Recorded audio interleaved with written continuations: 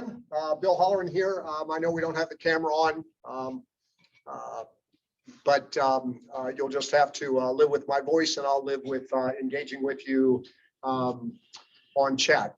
This morning is session 9. It's about intentional management. We're going to make sure that we talk about the basics of trying to garner success out of startup mode, and also talk about why small businesses fail, so we can avoid the things that folks have learned over the past 20 or 30 years. So should be an interesting discussion.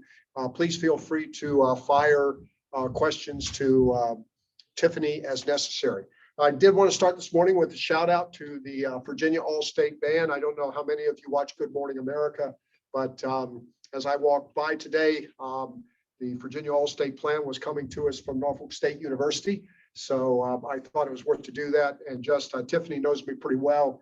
One of the great ironies in my life is my amazement at people who can produce music and other people like it.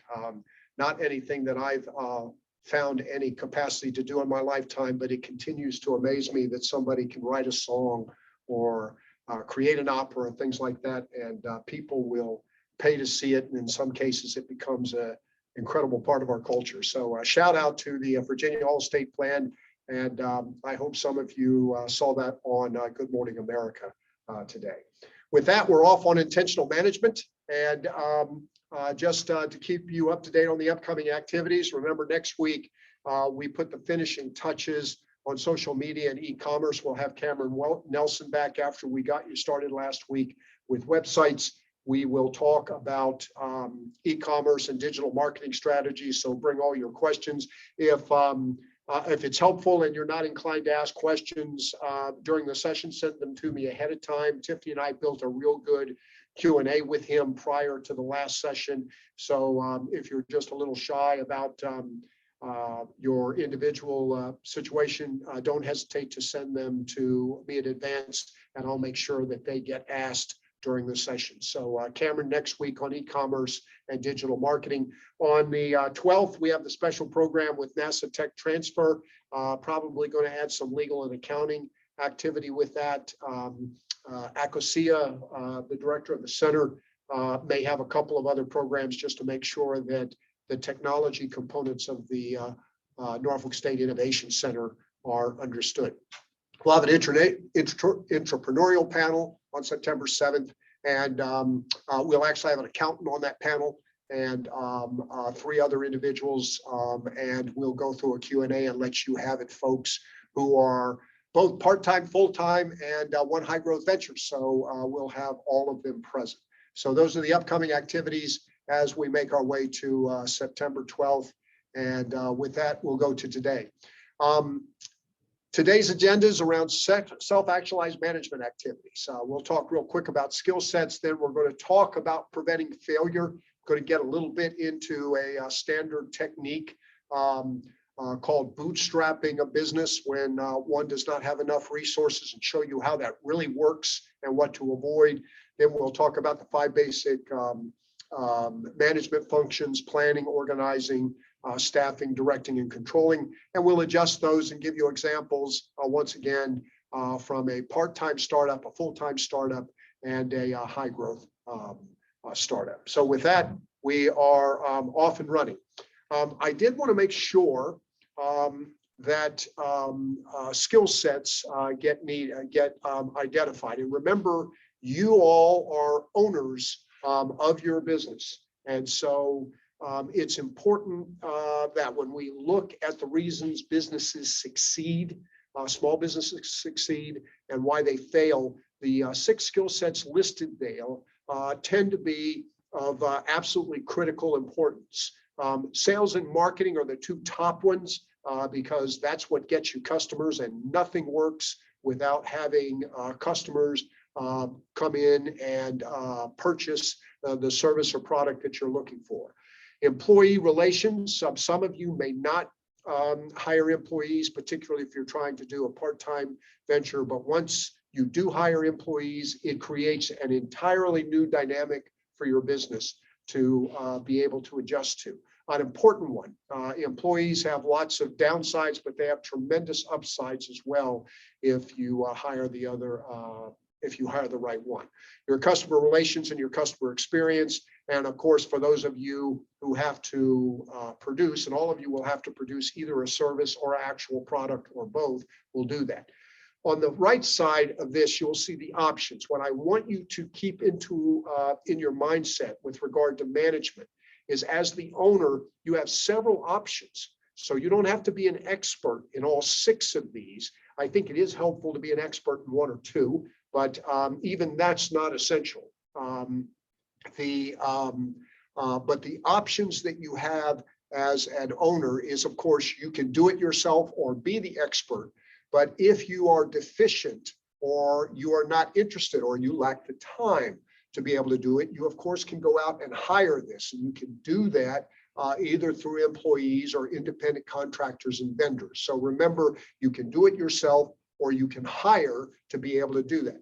And of course, you can delegate the responsibility with regard to being able to meet these individual skill sets. So just keep these management skills in mind. These are perhaps the 6 most important. There are all sorts of skill sets that can be developed, but these are the ones when we look at why businesses succeed. Good morning, guys. At why businesses succeed and why they fail. These are the 6 top ones, and making sure you cover these one way or the other is an important step forward with you. So let's prevent failure. There is a difference with full-time and part-time ventures, and frankly, you could probably Google the internet and things like that and get 10 reasons why small businesses fail. But this is research that dwelled into the important elements of where people fail. I guarantee you, if you Google why businesses fail, one of the top reasons that will come up is a lack of money or undercapitalization.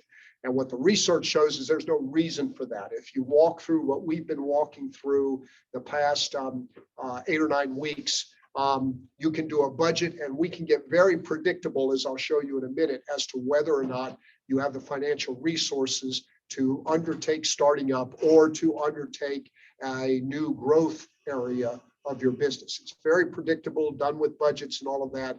And there's just no reason to not understand whether that you start a business undercapitalized and what you can do about it, or that you make sure you raise enough money to be able to do that. The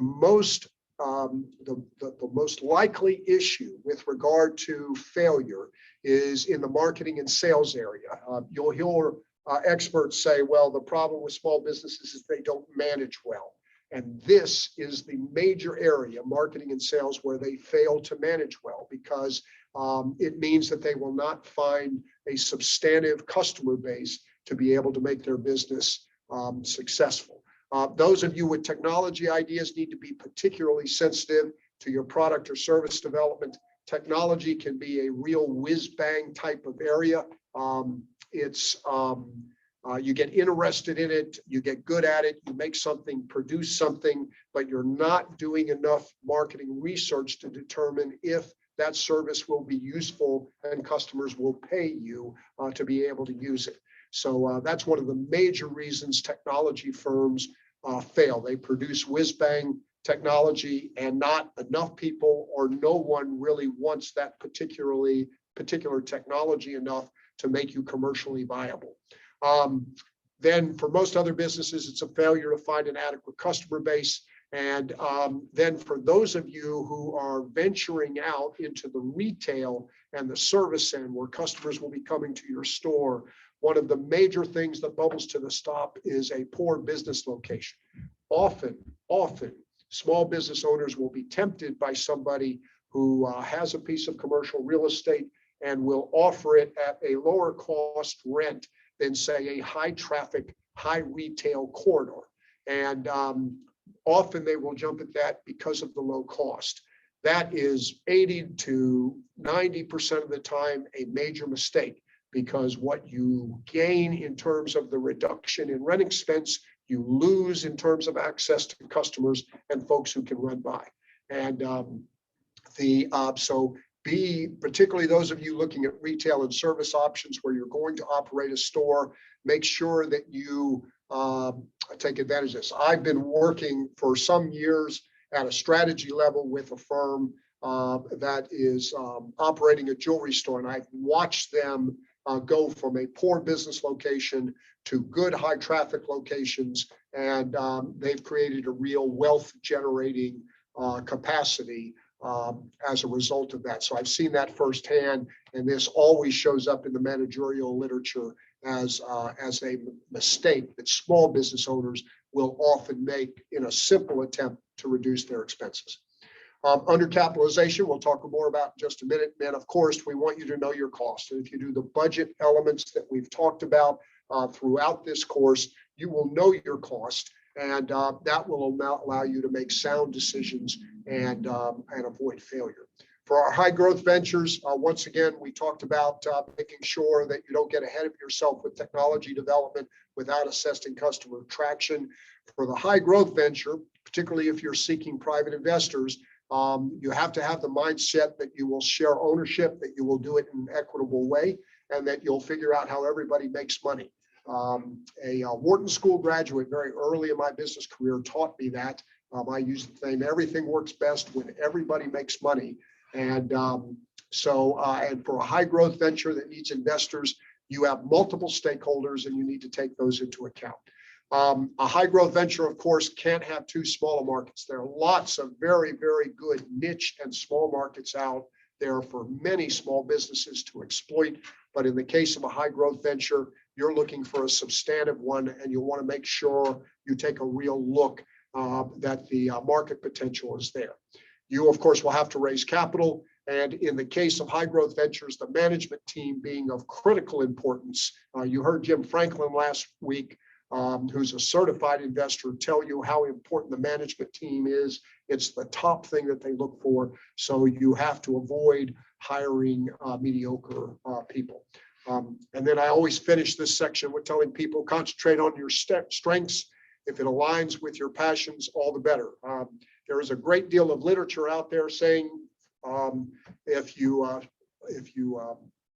follow your passions, the money will take care of itself. It's been my experience that's not the case, but lots of people have strengths independent of their passions and can find other outlets for their passions. The best of both worlds is to have both of them come together and find someone will pay for them, but just concentrate on strengths and passions as either running together or not at all, and then make sure you fulfill the other elements that we have talked about. That it is my hope you will find something that people will pay you for that is both a strength and a passion, but that's not a given in the business world. So remember, customers have something to say about that. Undercapitalization.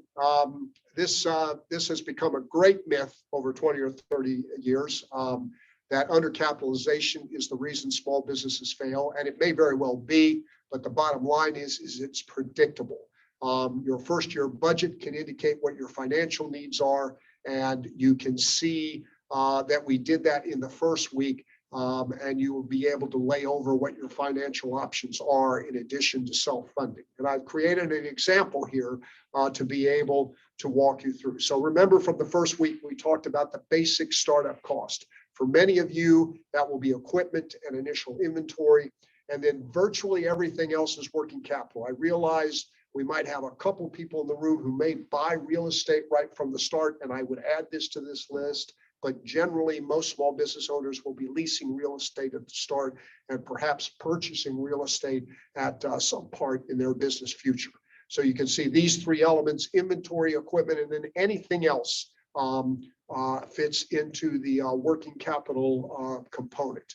This is your first year budget and what we talked about in the first couple of weeks. So you can see this is laid out over 12 months. I happen to think that doing at least 3 to 6 month intervals, if not an annual budget, is very helpful for most businesses. It sets goals and allows you to be able to do that. But you can see here in the blue, considering 3 to 6 months of working capital expenses plus your equipment and inventory, There's a great deal of literature that suggests when people add that up for the initial working capital necessary to start their business, that they stand a good chance of success. 3 to 6 months gives you time to get out of the blocks and start attracting customers and working from there. So we'll give you a couple of examples. This is the same startup enterprises. You can see there on my left, the startup costs that were necessary. And then in the middle there, the totals for this business. This is actually a business I worked with about 1.5 years ago. When they were through doing their first year budget and their business plan, they had determined that they needed $20,000 in inventory. There was about $14,500 in equipment. And then they needed $29,000 in working capital to cover all of the things. They were opening a store. They were spending a good deal of money on e-commerce and social media as well. And this was their 3-month working capital need, which brought them to a total of $63,500.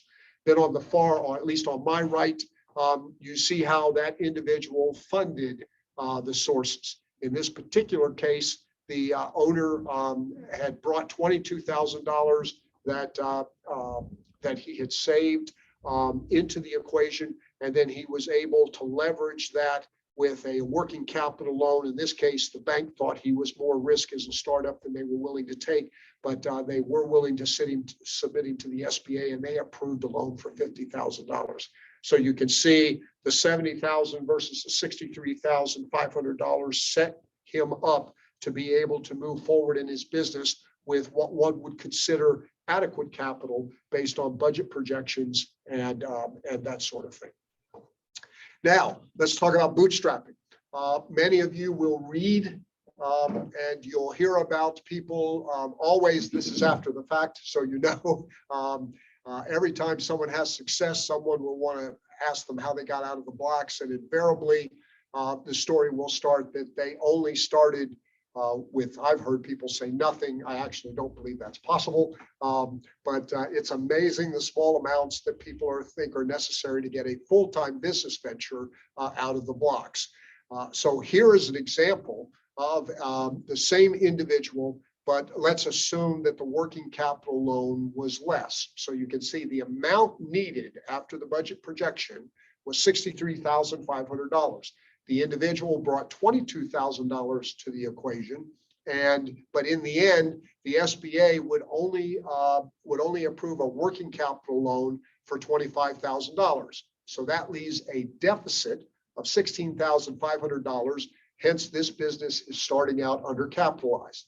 When you hear people talk about bootstrapping, all this means there's only one way to make up that deficit, and that deficit is that you hit the ground running with your business and you make that bottom line in green, okay, produce more profits to make up that deficit. So the deficit was $16,500.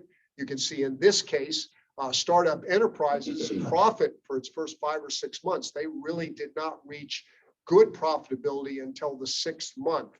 But in this case, if you were going to bootstrap, you would need to increase sales quickly enough during the first 6 months to drive profit to the bottom line. And those are the dollars you use to replace the $16,500 that was necessary. So that's the equation, and that's how bootstrapping works. And it's really the only way it works. Now, I made a couple of other notes here. Obviously, in this case, you want to be able to hit the ground running with sales. I've seen many small businesses actually understand that they were undercapitalized, and then they went out and did a lot of sales and marketing so that they had their initial sales. A good example of this is I've seen contractors get their first big order. I've seen government contractors get their first contract, and then they start the business knowing that there's revenue coming in right away that might be profitable and drive money to that bottom line within the first couple of months in order to make up that deficit of $16,500 in this case. Keep in mind, you can do a couple of other things. You can look at your expenses.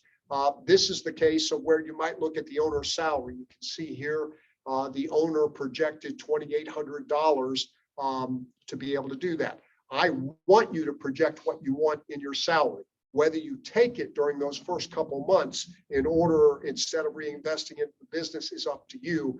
Make sure you project the salary so it is in your pricing strategy. But obviously, this is a place that that you could cut. I don't think you will want to postpone rent, but what I've seen more people do than I can tell you is they will negotiate with their commercial real estate individual and postpone rent for 3 to 6 months. So you are buying yourself some time in order to be able to make up that deficit. And I told you the story during the first week of the individuals who worked with their cost of goods component, their inventory component, their suppliers, and sometimes they would get 30, 60, and 90-day terms. And once again, that pushes out your need for cash and gives you a chance to make up that deficit. Then, of course, remember from the first week, you can always use bootstrap funding sources. These are the things you can use as an individual: home equity loans, credit cards, and things like that that allow you to make up that deficit. But think through all of these. And fundamentally, I just wanted to make sure all of you understood this is what bootstrapping is about when people say it, and this is how it's done. There really is no other way to do it other than you go out and raise the money at the start. So just keep this in mind. It's a risky way to start a business. It has certainly been done successfully. And I wanted to give you an idea of this, since undercapitalization and bootstrapping are often the reasons there. And then if any of you have questions there, we'll talk more about that at the end here. With that, we shift into the basic management functions of planning, organizing, staffing, directing, control. I can tell you this is out of basic management literature. And if you all commit these 5 elements to your thought processes when you are thinking about running your business, dealing with employees, considering a new product, or just overall management, it has been my experience that if you think about planning it, organizing it, how you're going to staff it, and then how you will direct and control and hold yourself accountable, those 5 steps will make you think through a concept, a new idea, a new marketing strategy, and make sure that you give it the best chance for success. There's no magic here. There are actually large numbers of pages written on this, but I did want to make sure that you all understood these 5 components. This makes your management intentional, and it makes you think through it through a 5-step process that virtually anybody can remember. It makes you a powerful person when you're sitting across from people as well, who are talking with you or making pitches to you about something that will help. If you just keep these 5 things in an idea, you'll just be a powerful decision maker, along with knowing your cost. It's very seldom that you will make a chance with this kind of intentional management approach. So let's talk about planning. A great deal of this course is about doing a business plan, and you can see here are the 5 basic steps in startup mode. We have been through all of these at this point, or at least when we're through today. But fundamentally, you need to be able to describe your company. You want the products and services and the customer experience you're going to create. Then there is the marketing research that turns into overall market knowledge, your target market knowledge. Then you assess the competition versus the target market you want to go to. And then once you have done those 3 things, your marketing, sales, and promotional strategies are likely to fall into place, and they turn into budget line items. Knowing all 4 of those, being able to put a pricing strategy in place is that. So you can see there's a very method to this madness. This gets us to customers and getting them to pay you for the service. Management and operations then is the follow-up, how you're actually going to operate your business. And of course, then we build that first year budget as your basic financial plan. Our high growth ventures will actually do a 3 to 5 year budget, because you want to show high growth over a 3 to 5 year period. And you will be attempting to attract investors who are likely to want to know what's in it for them when you get into years 3 through 5. So that's planning. It's basic. It's a basic solid process for a business plan. I really don't have any trouble if you use any other methods. I've told many classes you can walk into the library, go to the section on business plan, and you'll find 50 books on how to do it. I also guarantee that if you lay them out side by side, these basic outlines will become very apparent to you. But it is a time-tested method for thinking through how to operate your business, finding customers, planning it financially, and then being able to get yourself to commercial viability. There you see it, 3 reasons for doing a business plan. It provides an operational plan for your business. It, of course, can be used for raising money. If you write it down, it can turn into a loan package for debt financing. And for those of you with high growth aspirations, it is the basic planning document for seeking private investors or venture capital. And then thirdly, for everyone in the room who is still in startup mode, it allows you a go, no-go decision on whether to start. And it offers you the framework for ongoing decisions going forward. I have seen many people walk through a business plan, and once they put down the numbers, they have determined that it was more risk than they wanted to take. I've seen my fair share of people who did this with me and said it was more risk than they wanted to take now, and then gave me a call 1.5 years or 2 years later when they had saved enough money to be able to operate it as they planned. So you can see this just contributes to good decision making, and it helps mitigate the chances of failure for any of you that actually choose the entrepreneurial lifestyle. I'm a big fan, except for those of you in high growth ventures, for a 1-year annual plan. It gives that power of focus. Keep in mind the history of strategic planning and annual planning is fewer goals are best. 3 to 7 seems to be a working element. Get beyond that, and the ability to hold people accountable and get things done becomes a real problem. You do want an annual revenue goal, and you want it to be profitable. And that's the reason why you do a financial projection and the annual budget that we've talked about so much for it. Lay out that, and you'll have the starting numerical elements to be able to hold yourself accountable. And then you can see, once again, this is the basic 12-month budget. Sales are that top line item. All your sales, general and administrative expenses, and of course the bottom line with the profit. And this was a real business that put this together, so you can see what their aspirations were. During the first year, they wanted to be $300,000 in sales. They wanted to reach profitability, and it was going to take them a few months to be able to do that. And so then you have all the expenses. You can see they were going to pay themselves. They were going to hire employees. And this particular firm did a small amount of e-commerce and was actually selling directly to customers. So you can see this is a good element. And once you have this in place as a startup, now as you come to your first 30 days, you can literally put a column next to every one of these months and see how you're progressing. So it allows you to hold yourself accountable and to be sure that you're making progress towards that goal of 298,000 or whatever your particular goal happens to be. So, and then of course the business plan turns into everything else. It's an annual plan. It allows you then to walk through hiring talent, doing your financial projections, and building out your business system. So those are real solid components for doing your business plan.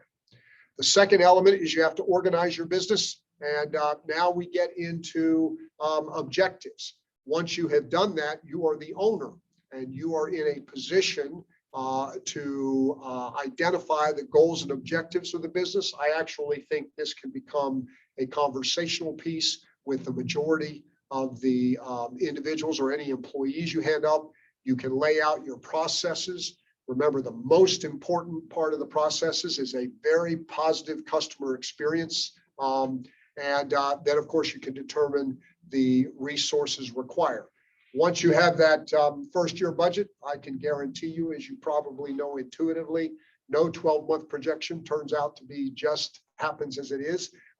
You can adjust as necessary. But when you're thinking about it week in and week out and month out against holding yourself accountable, it makes your business decisions very, very important. And combined with knowing your costs gives you a great chance of success. When you organize, search for logical patterns, create repeatable customer experiences. Keep in mind the importance of this social media, and that allows customers to give you quick feedback. That includes complaints. And in a startup mode, you want to make sure that you are getting very, very good customer experiences that people can research, since you are new to the game and people may feel some reticence or some additional risk in dealing with you. But testimonials are very, very powerful in getting people to consider and buy from you from the start. And then you'll have your processes and workflows. If you have employees, assign activities and delegate authority accordingly. If you're into a part-time venture, of course, you are probably assigning most of that to yourself, but just keep things in mind. Then work and turn over your business every day. Drive out variation. I really have seen both a linear and a systems approach work. And it's worth thinking through automating what you can. That can actually allow you more time for the actual day-to-day management of the venture.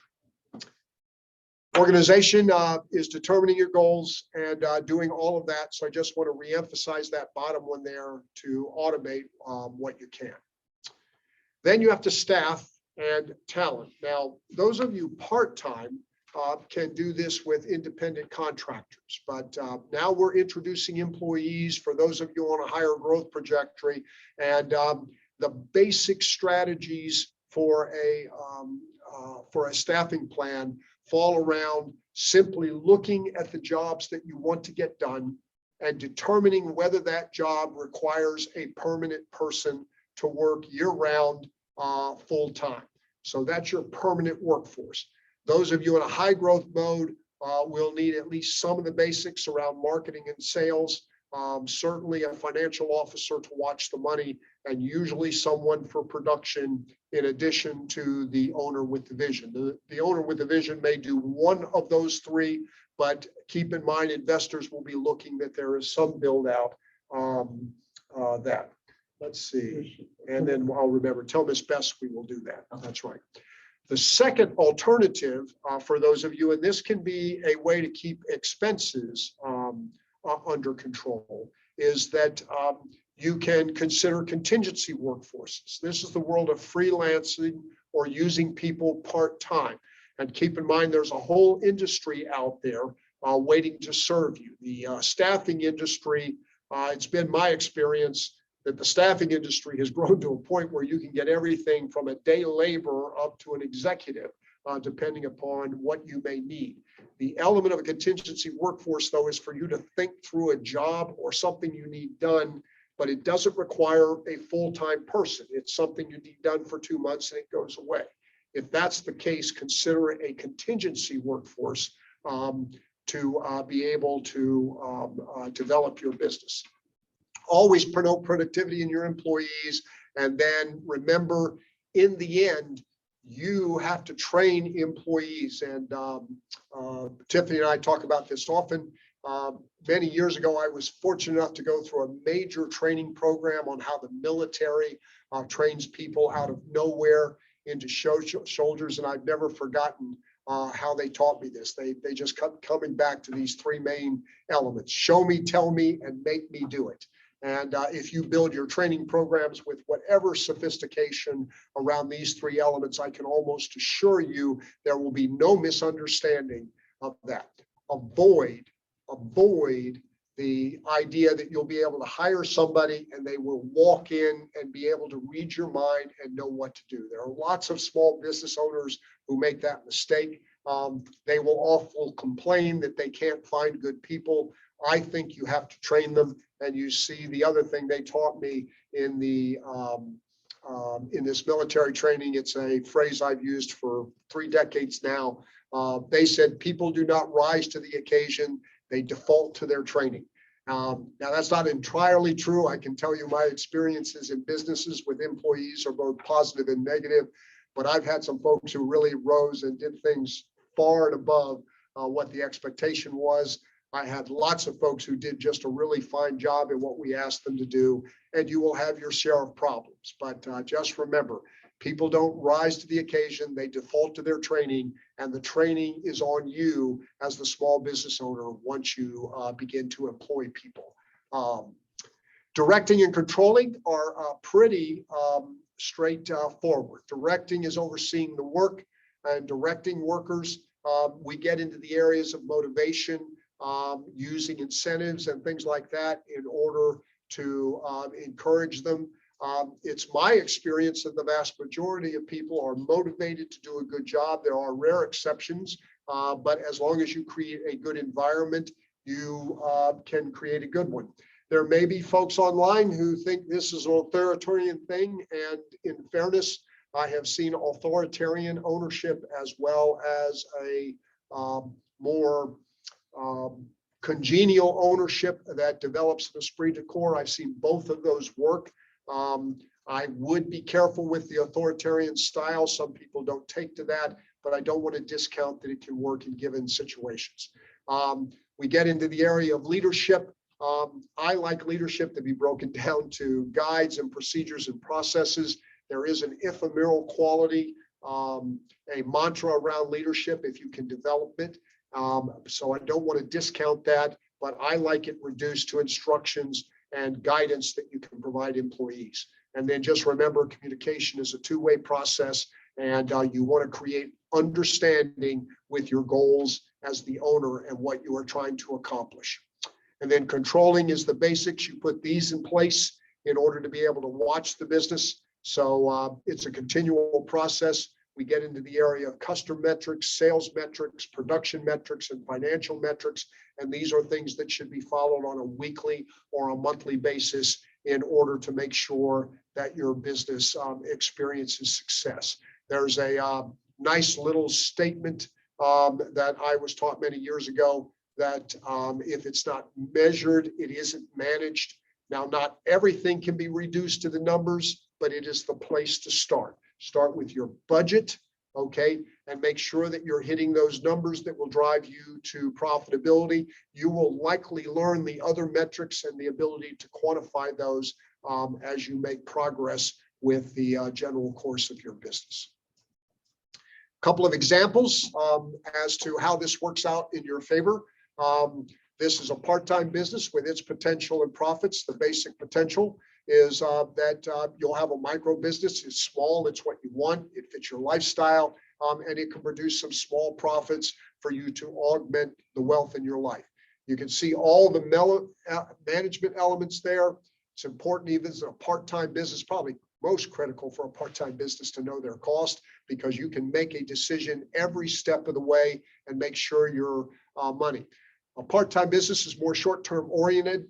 My experience is the part-time owners who service or think in terms of individual projects and making money with everything they do have the most success.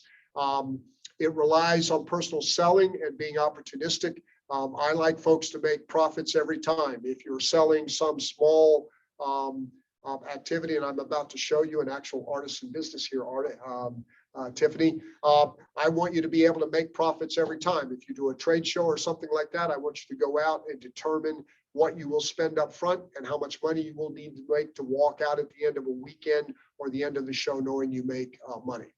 You have cash flow and bootstrapping financial technicians for opportunities. You're largely a one-person show, but you might be able to use independent contractors for small-time needs from time to time. A number of years ago, I helped an individual start a basic moving service. He makes $70,000 a year. He's actually a college student, and he actually rents his truck once he gets his job. He has a nice active website. He does a lot of business through referrals because he does a good job. And he actually hires part-time employees from a staffing agency and has been able to produce a nice little business that's helping him make his way through college.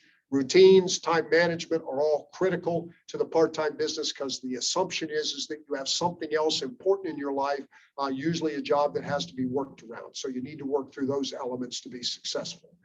I created a resource here for the part-timer. I don't want you to do an extensive business plan or anything like that. The SCORE organization out of DC has a one-page business plan. It's a very highly effective way for you to be able, if you want to start a part-time business, to sort of write it down, but keep it succinct and know that you're making money step by step by step. If you want to do a broader business plan because you hope your part-time business is going to grow into a full-time venture, I've also included the basic business planning document here for you that I will give to the full-time folks in just a second.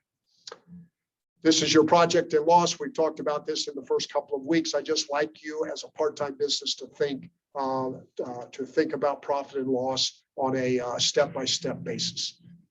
And then just to give you an example of how this can work, this was a woman who to this day runs a custom knitting business. She does knitting things. She is in her full-time occupation, about a 32-hour-a-week freelancer. She's actually a very creative marketing individual, but she loves knitting. And she started a part-time business a couple of years ago. She does placemats and knickknacks. Everything is custom made based on what the individual needs. She operates a website that requires minimal customization, although she spent a few $1,000s getting it up to snuff so people who could find her. She uses e-commerce sites, as I recall.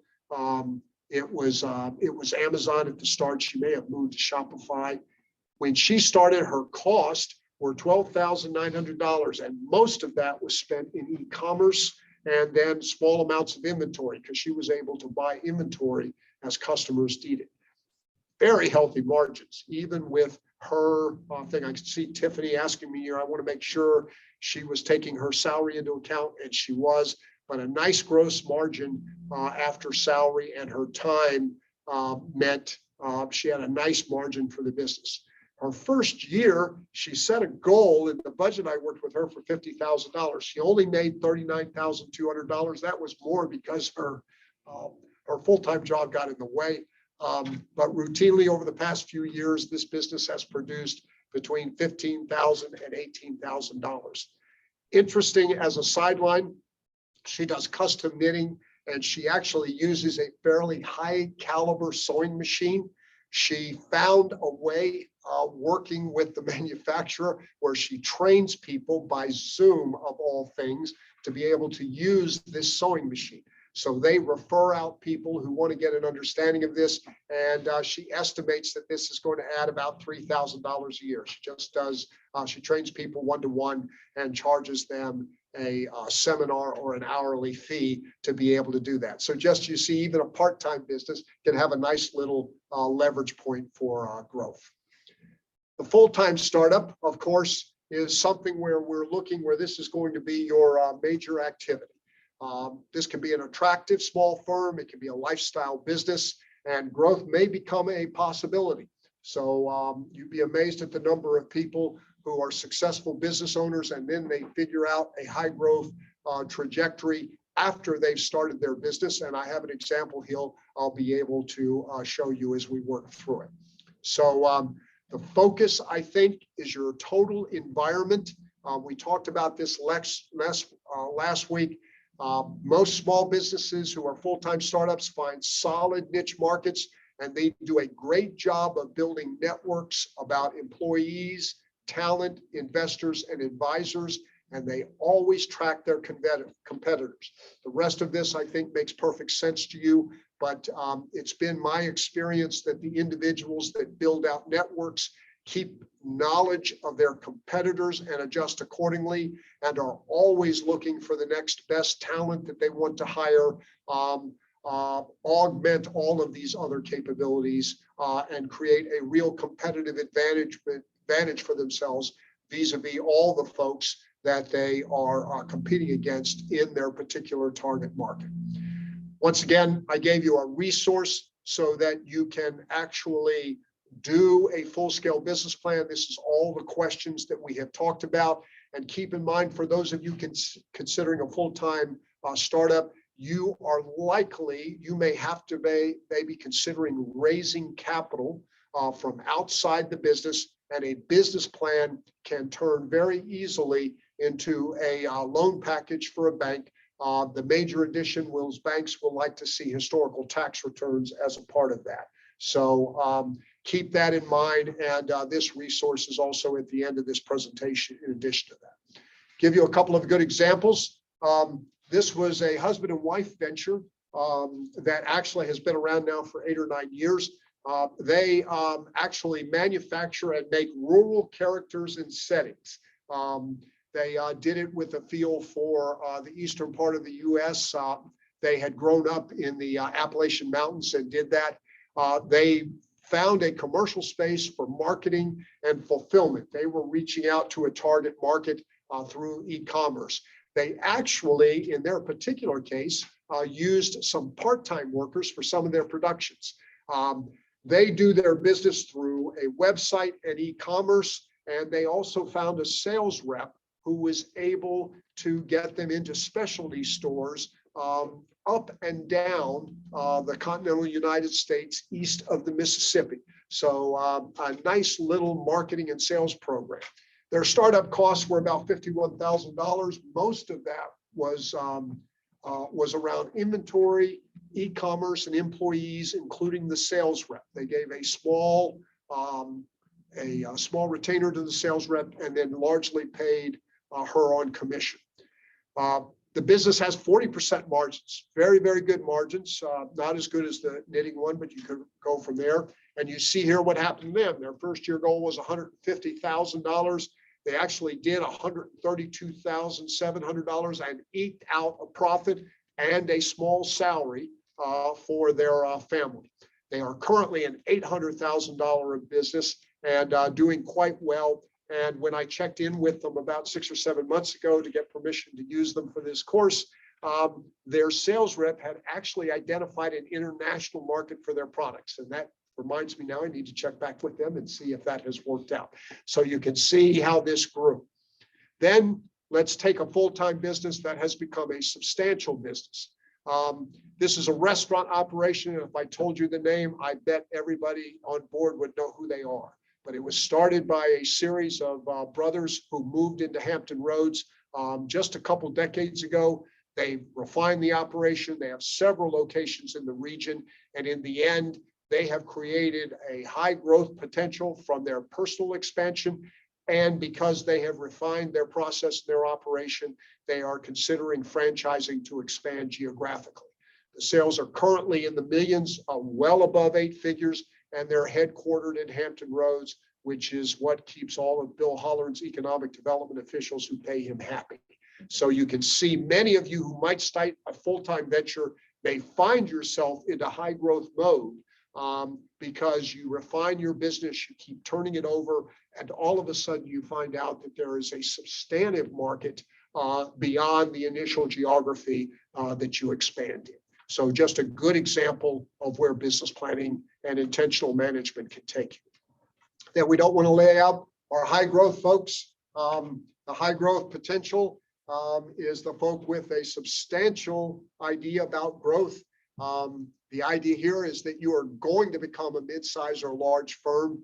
There's actually a term for this coined by a gentleman out of MIT named Birch a number of years ago, Gazelle. I think that's been around now for 10 or 20 years. In the end, when you are small, you are searching to prove to investors that you have a barrier to entry, a competitive advantage, and that usually means you're involved with intellectual property. We have a number of firms like this, but one that is growing up nicely in Hampton Roads is Drone Up LLC. Which actually is building out a substantial part of real estate over on Newtown Road as we speak. So this is a firm that has come from ground zero with a unique idea and has landed some major contracts just in the past couple of years, has a substantive management team, and I suspect we will hear more and more from them if as they grow into a firm. Of course, there's always the chance they might get bought, but right now, a very, very good example of a high growth startup that is enjoying success in Hampton Roads. So then we're to resources, and we'll get to Q&A. Once again, this is straightforward. Now, I believe after the 9th session, virtually all of you ought to be able to fill out your vision description and to establish goals and things like that. Perhaps you have a little research to do, but remember, we've had this since day one, and it's a very good way to make sure that you are staying on task with your target market and building out a customer experience that will allow you to obtain commercial viability. And we never want to forget that there has to be something in this for you. Then this is the resources. I built this out this week to add the additional business planning elements. Keep in mind, there is the one-pager for those of you considering part-time ventures, and then both the deluxe business plan template and the one that turns into a loan package for those of you that are that may be raising money from the startup element. And with that, we'll stop. And it looks like